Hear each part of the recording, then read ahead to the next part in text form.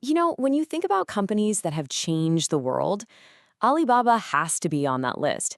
It completely redefined how over a billion people shop, live, and do business.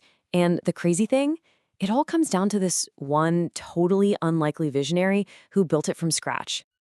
So, picture this. It's 2014, and this one number just blows up the financial world. $25 billion. That was the size of Alibaba's IPO, the largest in history, period. And you've got to ask, how did a company that most people in the West had barely even heard of pull off something so massive? And that's really the heart of the shock, right? Because the guy behind this whole empire, he wasn't some tech genius out of Silicon Valley. He was a former English teacher from Hangzhou, China. Talk about an unlikely hero for a story this big. So yeah, that's the question we're diving into. How did he do it? How does an English teacher build an e-commerce giant that when it went public was bigger than Amazon and eBay combined?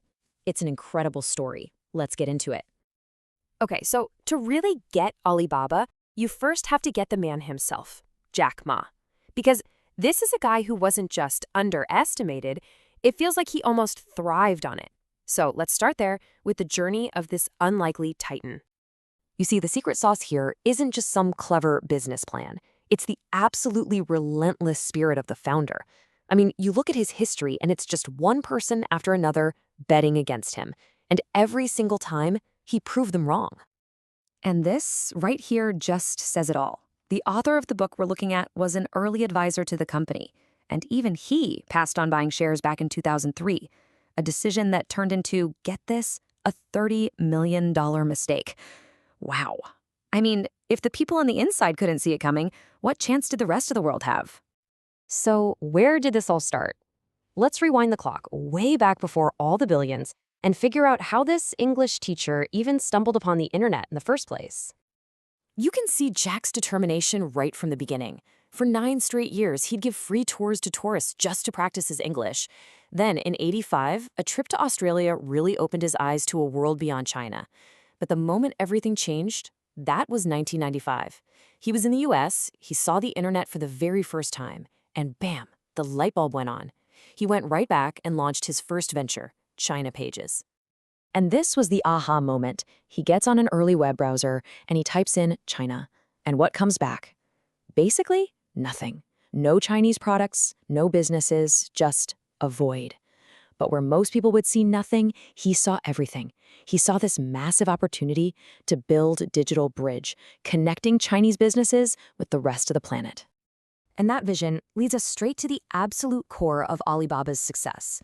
See, it was never just about building a website. It was about building an entire ecosystem from the ground up, a system that came to be known as the Iron Triangle.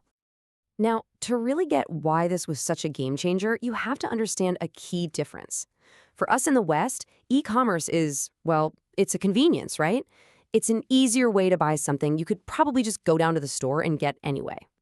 But in China, it became a lifestyle, a totally fundamental part of daily life for millions and millions of people. It wasn't just a better option. For a lot of people, it was the only real option. So why the huge difference? What was going on in China's market? Well, the answer is all about the problems China had that, frankly, didn't really exist in the same way in the West. Jack Ma put it bluntly, supermarkets in China were terrible.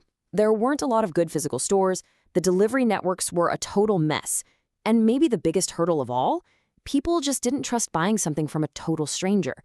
So Alibaba didn't just come in to compete with the existing system, it had to become the system. And this is how they pulled it off, the Iron Triangle. Okay, so side 1, the e-commerce platforms themselves, like Taobao. That's the marketplace. Side 2, logistics. They created a network called Kaineo to organize this huge army of couriers to actually deliver the stuff. And side 3, this was the real genius move, finance, with Alipay. It completely solved that trust problem. It worked like an escrow service, holding your money until you got your package and said, yep, it's good. It was a whole new system, built from nothing. All right, so building this whole thing is one thing. Pretty impressive. But what about defending it, especially when a global giant comes knocking on your door? Well, that's exactly what happened, and it led to one of the most epic battles in the history of the internet. So let's break down this fight. You've got eBay, right? The undisputed champ of global e-commerce. They come into China and do exactly what worked for them everywhere else. Charge sellers fees, keep the website design clean and minimalist, and use email for communication. Taobao did the exact opposite. It was free for sellers. The website was busy, almost chaotic, like a real-life Chinese market, which users loved. And crucially, it had built-in instant chat, so buyers and sellers could talk and haggle right then and there. And the result? It was a complete blowout. Not even a close fight. eBay just totally misunderstood the Chinese customer. Taobao, on the other hand, got them. They understood the culture. It was a textbook case of local knowledge just crushing global power, and it turned Jack Ma into a legend, the guy who slayed the giant. So after that historic IPO, Alibaba was, without a doubt, on top of the world. But as we all know, getting to the top is one thing. Staying there is a whole different ballgame. And all that success brought a whole new level of challenges, which makes us wonder, what is Jack Ma's final legacy going to be? I think Jon Stewart said it best, capturing how everyone felt. He joked, "The communists just beat us at capitalism." And that was it, right? It was this mix of total awe and just confusion. A company from a communist country just had the biggest capitalist party in history. It really did feel like the rules of the world were being rewritten. But being that big comes with big problems. You've got the constant, never-ending war against fake products on your platform. You've got hungry, powerful competitors like JD.com and Tencent breathing down your neck. And then there's the biggest challenge of all, navigating the super complex, always shifting relationship with the Chinese government. When you're a giant, you've got a giant target on your back. All of a sudden, your every move is under a microscope. Every little disagreement becomes a headline.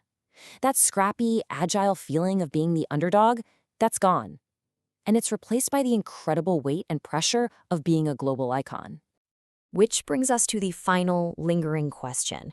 There's no doubt Jack Ma built an empire that changed his country and the world. But in reaching those heights, he flew into some very, very dangerous territory. So will his legacy be that of a true business icon, or more of a modern-day Icarus, who just flew a little too close to the sun? That's a story that's still unfolding.